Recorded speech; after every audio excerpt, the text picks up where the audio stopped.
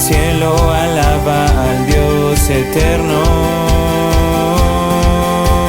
Puerta al cielo, predica a Cristo sin miedo. Somos su pueblo, somos su iglesia. Juntos cantamos y alabamos a Jesús. Qué bueno que nos acompañas el día de hoy.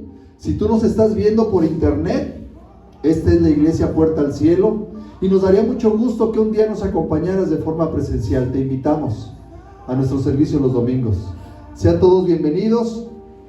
Fíjense que yo estaba armando el tema de esta semana y por más versiones que yo leía de la Biblia, la TLA, la del Oso, la NBI, la Reina Valera, la mayoría en el título del tema, del capítulo que vamos a ver ahorita, decía la vida que agrada a Dios. Y otro decía, vivamos como a Dios le agrada. Iglesia, estamos en junio, casi terminando junio, 6 meses del año. ¿Te acuerdas hace un año cómo estábamos? Llenos de temor, llenos de miedo, sin esperanza, viendo cómo, o escuchando, o enterándonos de cómo las personas se iban yendo. Pero un hijo de Dios ha permanecido. Donde está el Espíritu de Dios, ahí hay libertad y hay esperanza. Y hoy tú estás aquí. Gracias a Dios. Gracias a Dios. Yo le titulé al tema de hoy, lo que te define. Pero lo que te define como hijo de Dios, como creyente, como discípulo. ¿Qué significa definir? Es lo que te caracteriza, es lo que te identifica, es lo que tú has decidido ser, es lo que determina tu forma de vivir, es lo que has resuelto en tu vida. ¿Porque a alguien se le ha obligado aquí? Creo que no, ¿ah? Todos venimos flojitos y cooperando. Algunos medios jalados, algunos empujados, algunos desmañanados, pero aquí estamos para la gloria de Dios. Amén. Así es de que hoy yo quiero empezar leyendo esta palabra en Reina Valera. ¿Traes tu Biblia por ahí? ¿Quiénes traen Biblia? Si traes tu Biblia, ábrela. La Biblia es para abrirse y para leerse. Si traes tu Biblia en tu celular, préndela. Y si no traes Biblia, pecador, arrepiéntete y vela ahí en la pantalla. Acércate a un hermano ahí en Cristo, ha de ver algún cristiano por ahí cerca. Primera de Tesalonicenses capítulo 4. Vamos a ver 4 características que identifican a un cristiano, a un hijo de Dios, a aquella persona en donde mora el Espíritu Santo. Escúchame. A la persona donde mora el Espíritu Santo, porque donde mora el Espíritu Santo, ahí hay libertad. Amén. ¿Cabina? Primera de Tesalonicenses capítulo 4. Vamos a leer hasta el versículo 14. Y no les voy a dar un premio, pero sí les voy a dar un reconocimiento a quien me identifique 4 palabras del 1 al 14 sobre las cuales se va a tratar. Va, abusados. Dice, por lo demás, hermanos, os rogamos y exhortamos en el Señor Jesús. Hago un paréntesis tantito ahí. ¿A quién le gusta que lo exhorten? ¿A quién le gusta que lo exhorten? ¿Por qué? Porque tenemos equivocado el concepto de exhortar, ¿sabías? Exhortar no significa regañar, no significa reprender, no significa llamarte la atención. Eso no significa, y nosotros lo tenemos muy acuñado de que una exhortación es un regaño, una llamada de atención, ya te van a corregir. Oye, ¿quién te va a exhortar? ¿Te exhortó el pastor? ¿Te voy a exhortar? No. Exhortar significa animar. Exhortar significa alentar. Exhortar significa echarle porras. Eso es lo que significa. Amén. Entonces, no es la exhortación así como nosotros la tenemos entendida.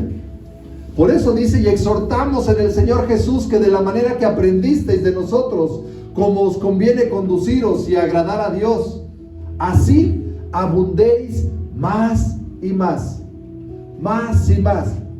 Dicen que la paga a un buen trabajo, ¿cuál es? Más trabajo. Y aquel que hace un buen trabajo porque abundó más y más, bueno, pues es más y más trabajo, más servicio.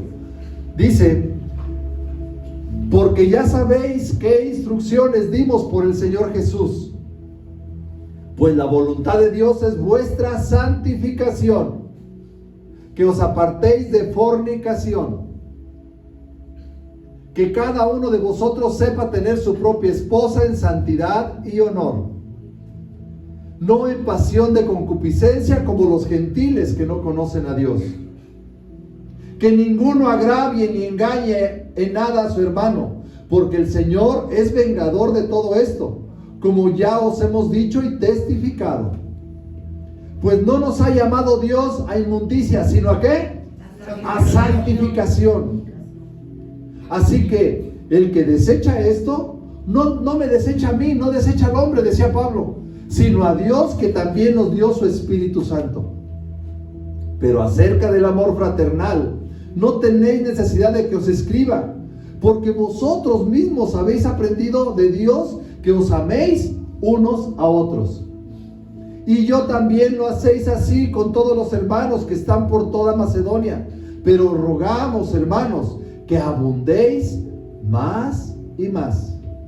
Esto me suena como a Walter Mercado. Yo te doy todo lo que tengo, ¿no? Mucho amor. Dice, y que procuréis tener tranquilidad y ocuparos en vuestros negocios y trabajar con vuestras manos de la manera que os hemos mandado. El 12, a fin de que os conduzcáis, ¿cómo? Honradamente para con los de afuera y no tengáis necesidad de nada. Tampoco queremos, escúchame bien, tampoco queremos, hermanos, que ignoréis acerca de los que duermen, o sea, los que murieron, para que no os entristezcáis como los otros que no tienen esperanza. Y el último, el 14. ¿Por qué? Porque si creemos que Jesús murió y Jesús resucitó, así también traerá Dios con Jesús a los que durmieron con Él. Amén. Señor, te damos gracias por un día más. Estamos a mitad del año, Señor. Y hoy te damos gracias, gracias. Venimos a tu presencia, venimos a la iglesia, venimos a adorarte, a glorificarte, a decirte, Señor, aquí estoy para que tú sigas haciendo tu obra en mí, que seas tú el alfarero y yo esa vasija de barro, Señor. Que me sigas formando, que me sigas guiando, Señor. Padre, yo te pido en el nombre de Jesús que hoy la palabra que salga de mi boca sea de edificación, de exhortación para toda la iglesia, Señor. Y Padre, te pido que dispongas en ellos un corazón sensible a tu palabra para que ésta caiga como una semilla y dé un fruto al 30, al 60 y al 100 por uno. En el nombre de Jesús, amén, amén. Tenemos un video ahí. ¿Te parece si lo pasamos? Un video que testifica cómo debe de ser un cristiano, un hijo de Dios.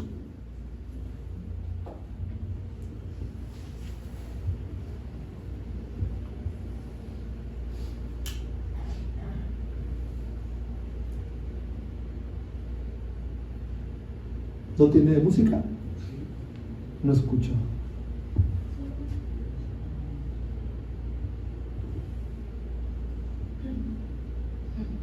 Y les dijo, vayan por todo el mundo y anuncien las buenas nuevas a toda criatura. Mateo 25, 35 al 45. El que no ama no ha conocido a Dios, porque Dios es amor. Primera de Juan 4, 8.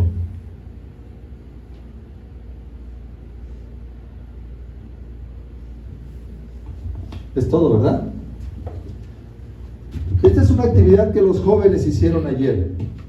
Es una actividad que demuestra y muestra cómo los cristianos, cómo los hijos de Dios tienen que ir cumpliendo con la palabra. Una característica, algo que caracteriza a los hijos de Dios, a los cristianos, es tener amor por las demás personas. Ser empáticos.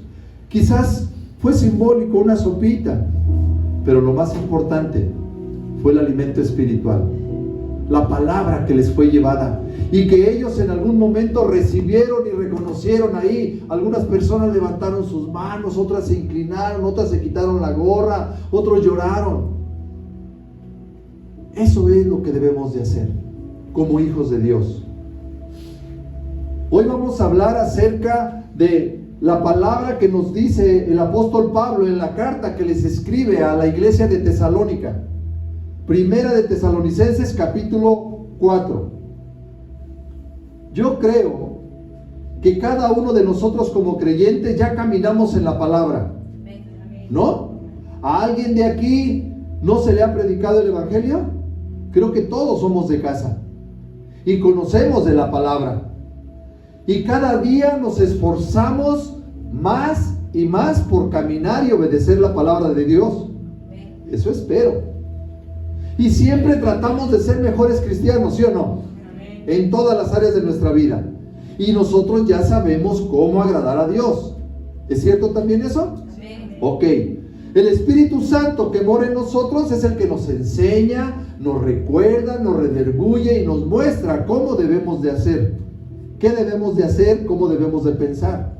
El Espíritu que mora en nosotros nos trae libertad. El apóstol Pablo está enviando esta carta, la primera carta a la iglesia de Tesalónica o de los tesalonicenses, mediante la cual le está haciendo unas recomendaciones. Me impacta a mí cómo se compara, o cómo la comparé yo, o cómo encontré esa coincidencia con esta iglesia, porque dice la Biblia que esta iglesia tenía poco tiempo de haberse establecido. Habla ahí de unos meses. Nuestra iglesia tiene poco tiempo de haberse establecido. 2 años y medio para ser exactos, ¿no? Entonces, los miembros de esa iglesia de Tesalónica, igual que los miembros de esta iglesia, necesitaban madurar en la fe. ¿Quién necesita madurar todavía aquí en la fe? Yo creo que nosotros necesitamos madurar, ¿verdad? Tenemos que madurar. Además, en esa iglesia muchas de las personas no entendían bien acerca de la segunda venida de Jesucristo. ¿Hay alguien aquí que tenga claro cómo es la venida de Jesucristo? ¿Cuándo viene? ¿Por qué viene? ¿Cómo debemos de estar preparados? Hay muchas cosas que nos falta por aprender, ¿cierto? Entonces, así estaban en esa iglesia. Porque, ¿sabes por qué? Porque muchos todavía ahorita en la actualidad hay un temor. ¿Y si me muero mañana? ¿Y si se muere mi mamá, mi papá, mi hermano? O sea, hay cosas que no alcanzamos a dimensionar, o no hemos visualizado, o no hemos, como le decía yo ayer a Aarón, no hemos tomado para nosotros, hacerlo nuestro. La salvación, la resurrección, la vida eterna. Es algo que nosotros como cristianos lo debemos de tener bien firme y bien arraigado ya en nuestro corazón. Pero como la iglesia de Tesalónica, también nosotros tenemos poco tiempo. Decía Lalo y Pili, no sé quién decía también por ahí, que desde que empezamos aquí en la iglesia es que empezaron a conocer y a estudiar la palabra de Dios. Pero ya tenemos muchos años recorridos. Pero bueno, los creyentes también de esa iglesia en ese momento, dice la Biblia que estaban siendo perseguidos. ¿Quién ha sido perseguido aquí? En algo coincidimos con esa iglesia, ¿te das cuenta? Mira, nuestra iglesia tiene poco tiempo. Nuestra iglesia necesita madurar, ¿cierto? Aquí en esta iglesia todavía tienen duda algunos de la venida de Jesucristo. ¿Pero por qué? Yo desde que tengo uso de razón me decían, Cristo viene, prepárate, Cristo viene pronto. Y yo, ay caray, ya pasó un año. Oye, ya tengo 40 años ahorita y todavía no viene. Pero ¿sabes por qué pasa? Porque nosotros desconocemos lo que dice la palabra. Y en la palabra de Dios dice en 2 de Pedro capítulo 3 versículo 8 que Dios no tiene tiempos. Dice, no ignores esto, que para con el Señor un día, para Dios un día son como 1000 años, y 1000 años son como un día. No necesitamos ser unos expertos en matemáticas, trigonometría, álgebra, lo que sea. Profesor, un día es igual a 1000 años.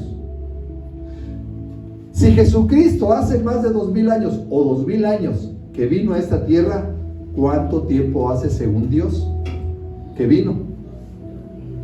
¿Cuánto tiempo hace? 2 días. Jesucristo apenas se acaba de ir hace 2 días para Dios. Porque tenemos un Dios que no es Dios de tiempos. Él es el alfa y el omega. Él es el principio y el fin. Él es el creador de todas las cosas. Antes de Él ya existía. Antes de todo esto, Él ya existía. Fácil razonamiento, ¿no? Pero a nosotros se nos hace wow. O sea, los 35 años que yo tengo, digo, wow, hace mucho tiempo. Pero no es así. Muchos de nosotros todavía no comprendemos totalmente acerca de la resurrección y la vida eterna. Que te digan en un diagnóstico: dale lo que quiera de comer. ¿Eso qué te dice a un enfermo? Dale lo que quiera de tomar y de comer. Eso quiere decir que ya está a punto de irse a la presencia de Dios.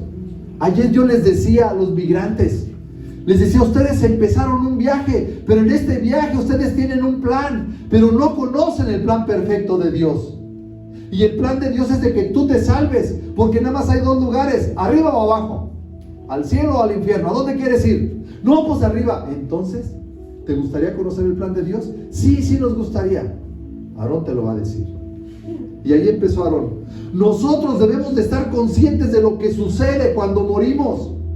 Porque muchas personas todavía tienen miedo y no conocen lo que es la resurrección y la vida eterna. Algunos tienen el desconocimiento total de lo que sucede cuando morimos. ¿El cuerpo a dónde va? ¿El alma a dónde va? ¿A dónde va el alma? Hello. ¿A dónde va el espíritu? Fíjense, el cuerpo regresa a la tierra, que fue donde fue tomado, del polvo. El alma se va al seno de Abraham a esperar su turno para ser juzgada. Y el espíritu, que fue el que Dios nos dio con su soplo de vida, regresa a Él. 3 cosas sencillas. No tengas miedo. Pero muchos todavía tienen dudas. Y muchos, a raíz de que empezamos a venir a la iglesia, empezó la persecución. ¿A quién la han perseguido?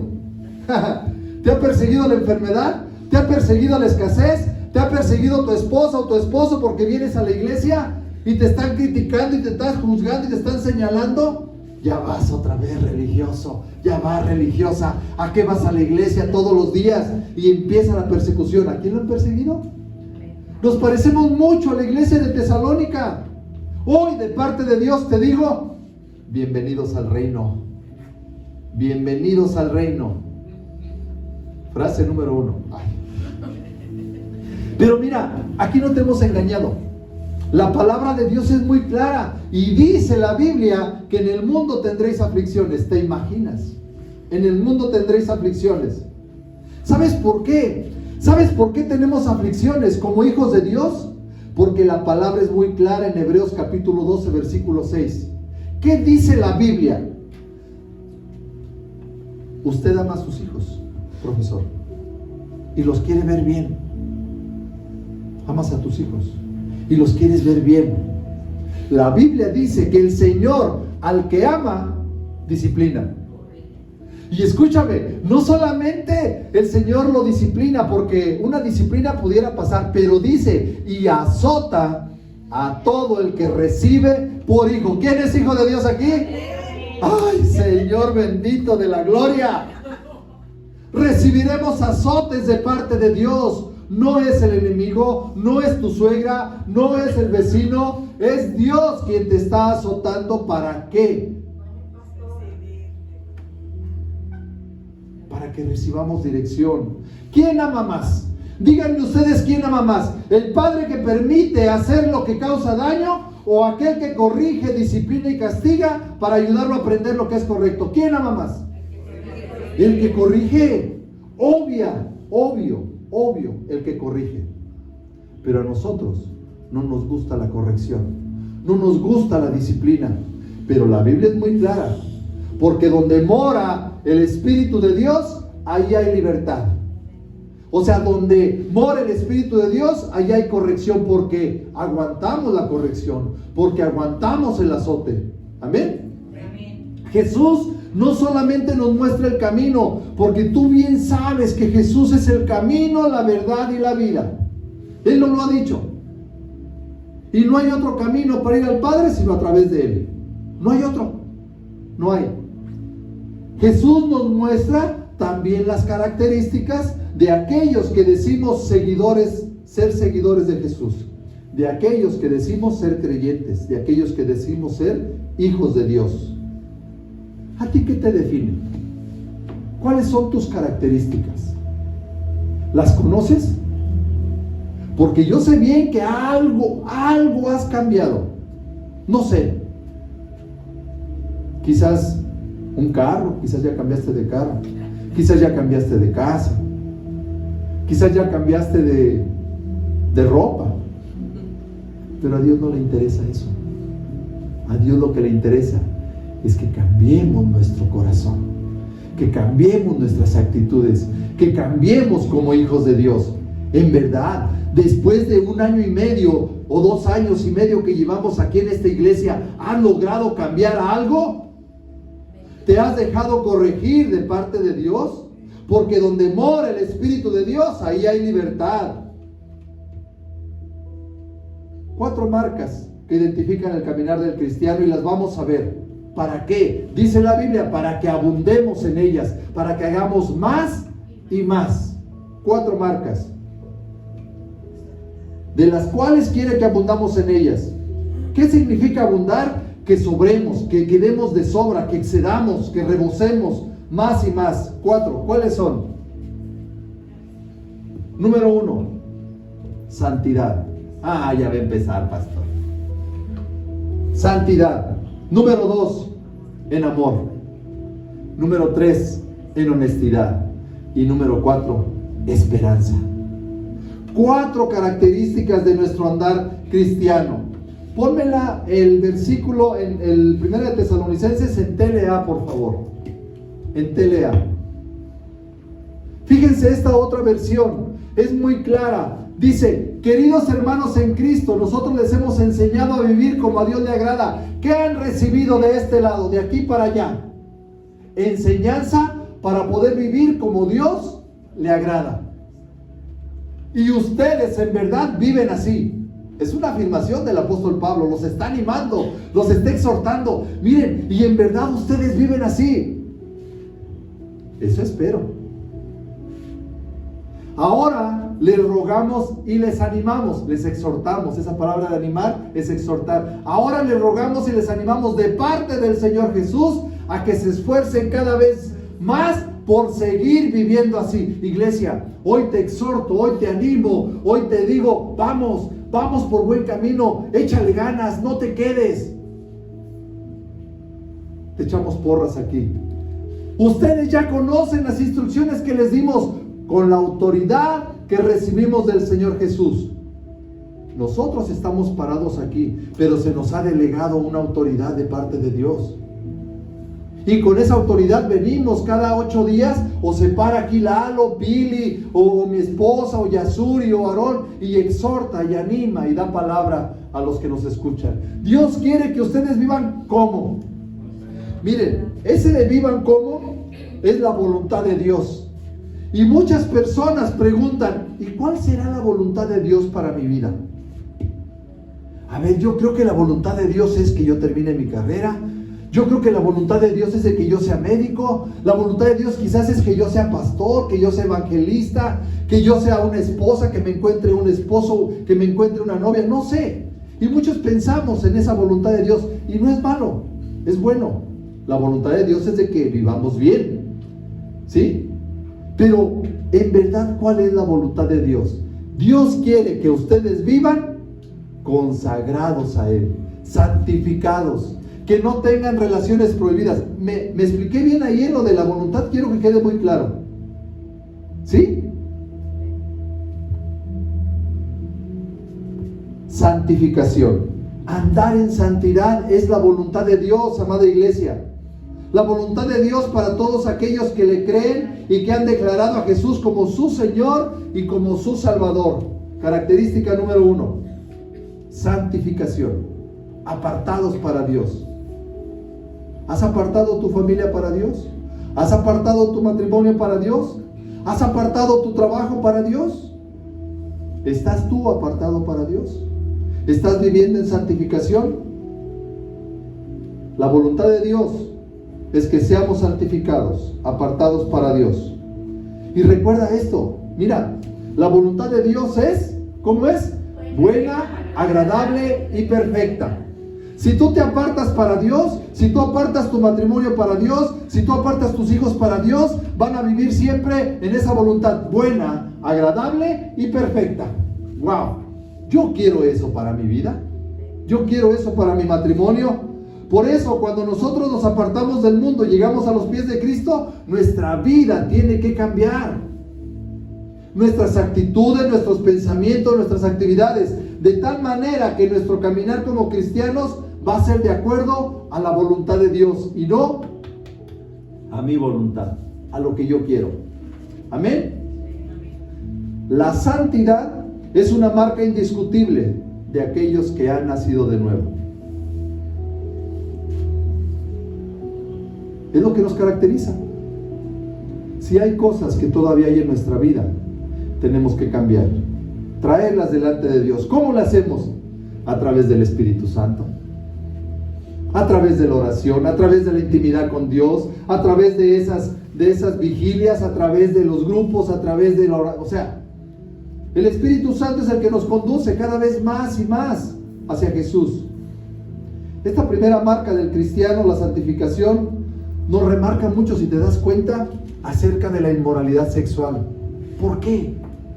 Y en muchos lugares de la Biblia habla mucho acerca de la inmoralidad sexual. ¿Sabes por qué? Porque ese es el principio de muchos males de la persona.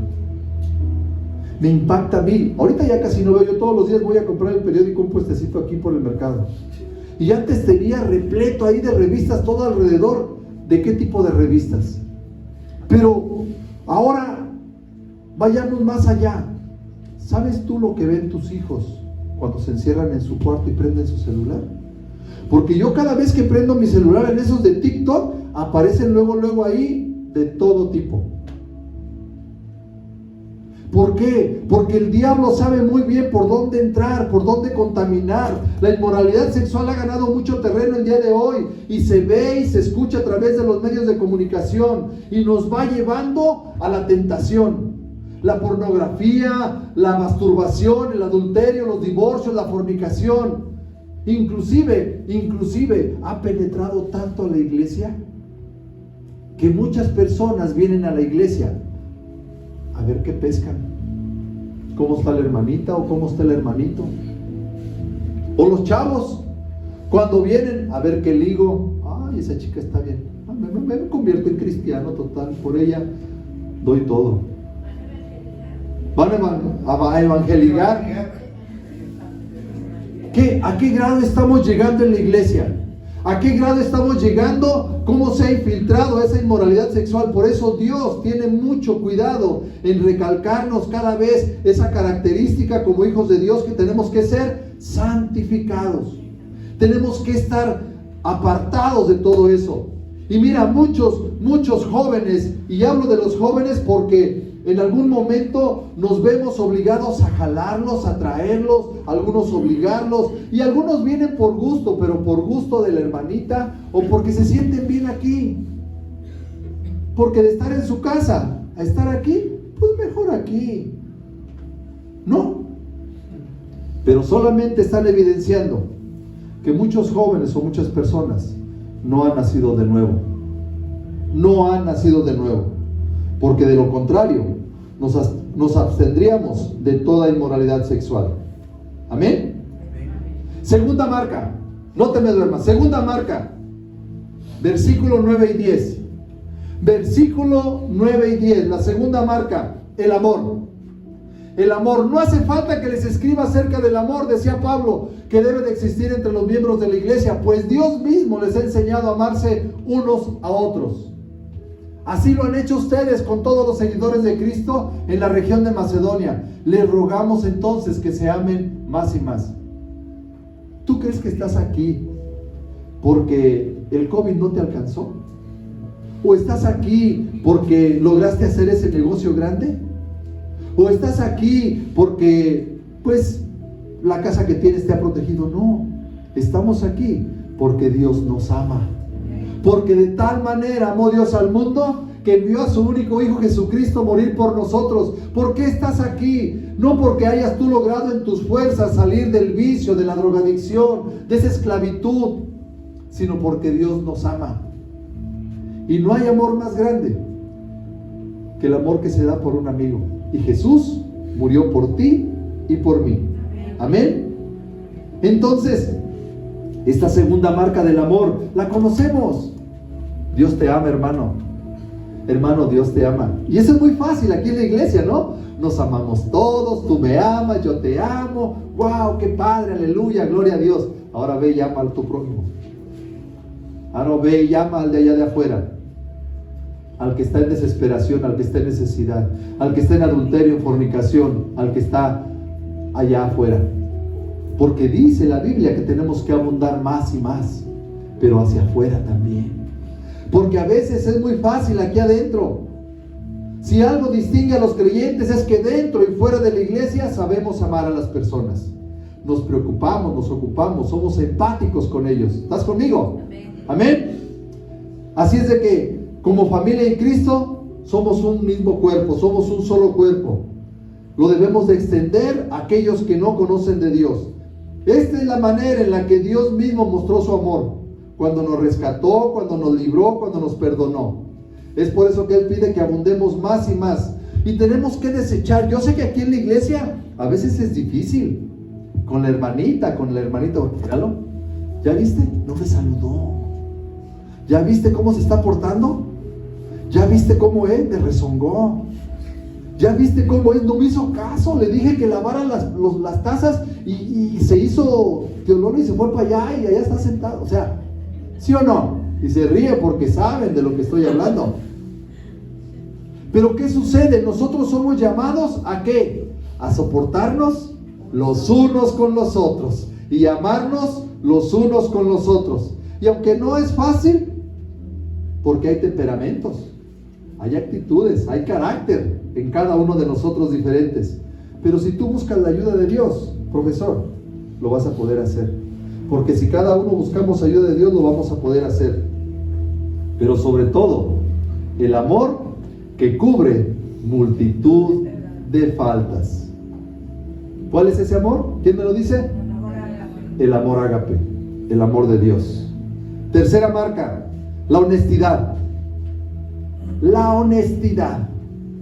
Si algo hay en un creyente, el creyente debe de ser una persona honesta, íntegra. Te hablo del creyente, del Hijo de Dios, porque yo también conozco las personas que venimos del mundo.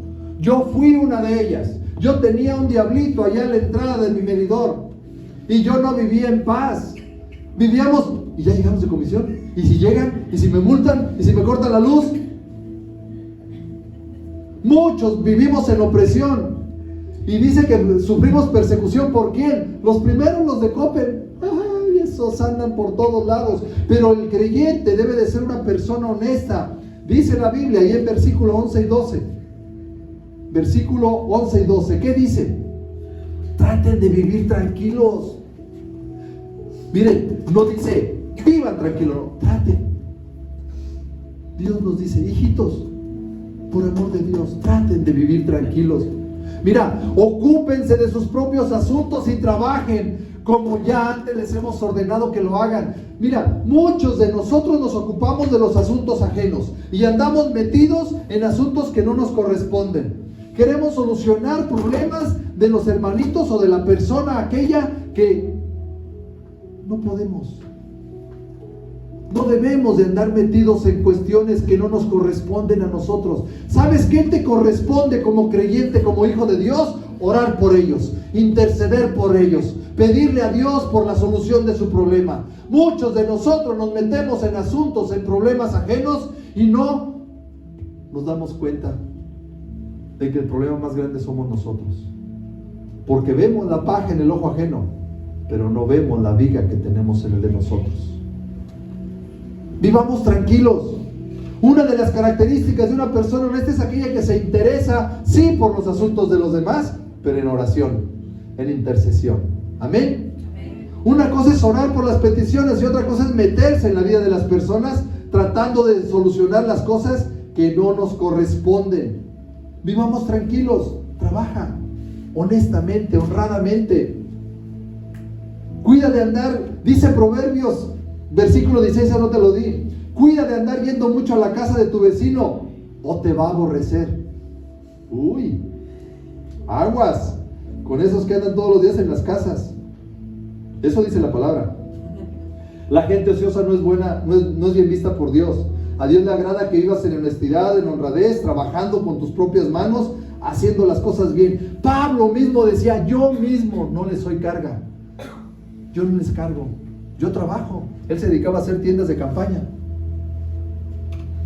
Entonces, el número 3 es honestidad, honradez. Que no haya nada que te acuse, que no haya nada que te señale de allá de los de afuera. Amén. Tratemos de llevar una vida justa, honesta, honrada delante de Dios y de las personas que nos rodean, sin meternos en asuntos que no nos corresponden. Y la 4 y termino. Esperanza. Amada iglesia, la esperanza es lo que nos mantiene a nosotros firmes en esta tierra. ¿Por qué? Porque nosotros somos extranjeros, somos pasajeros nada más en esta tierra. Cuando alguien muere, si mueres en Cristo, ahí no termina todo. Ahí no termina todo. La muerte no es el final. Cristo es el vencedor sobre la muerte. Amén. Él es el vencedor sobre la muerte. Y por medio de Jesucristo es que nosotros tenemos esa esperanza de esa resurrección. Nuestra esperanza en la eternidad gloriosa. Los que no tienen esperanza, dice la palabra de Dios ahí, pónmelo, en los últimos versículos 13 y 14. Fíjense bien. Hermanos míos, queremos que sepan lo que en verdad pasa con los que mueren. ¿Qué sucede con los que mueren? Los que ya están muertos y los que van a morir. ¿Qué sucede? Dice, para que no se pongan tristes como los que no tienen esperanza. ¿Qué sucede? Nosotros, tú y yo, creemos en Jesucristo. ¿Quién cree en Jesucristo aquí? Amén. Si tú crees en Jesucristo, mira, Él murió y resucitó. Así que del mismo modo que Dios resucitó a Jesucristo, y del mismo modo así va a resucitar a aquellos que vivieron y murieron confiados en Él, confiando en Jesús. Nosotros vamos a resucitar. Un día, el día que tú mueras, el día que yo muera, aquí no se acaba todo. Vamos a estar con Él, vamos a resucitar. Nosotros caminamos y vivimos como quien tiene una esperanza. Y mira, si tú no tienes una esperanza, se te nota. No sé qué voy a hacer, no tengo dinero, no sé qué voy a hacer con mis hijos, yo no sé qué voy a hacer con mi matrimonio, no sé qué voy a hacer. Y vives desesperado, vives aferrado a las cosas de este mundo. Que si por una casa, que si por un terreno,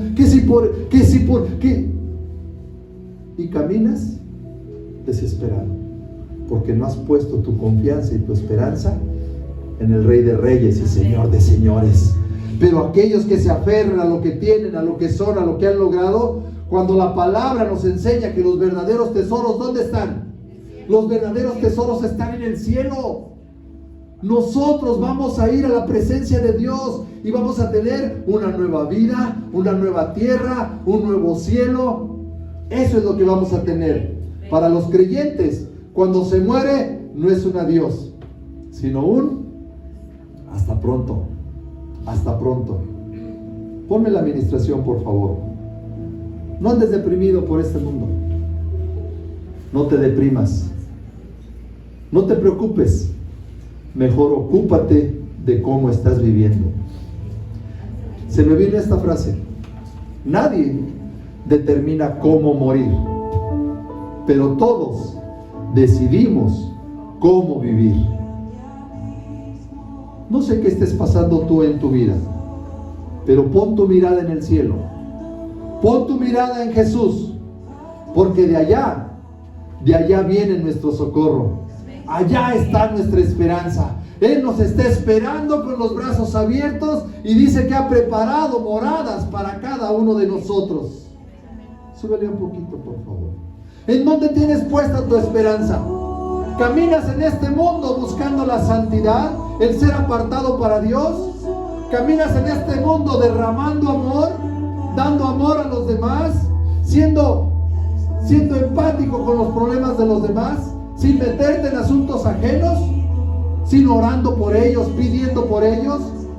Señor, hoy yo te pido que tu Espíritu Santo nos ayude a vivir, a pensar y a actuar como a ti te agrada.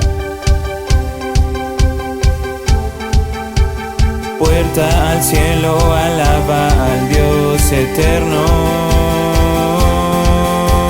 Puerta al cielo, predica a Cristo sin miedo.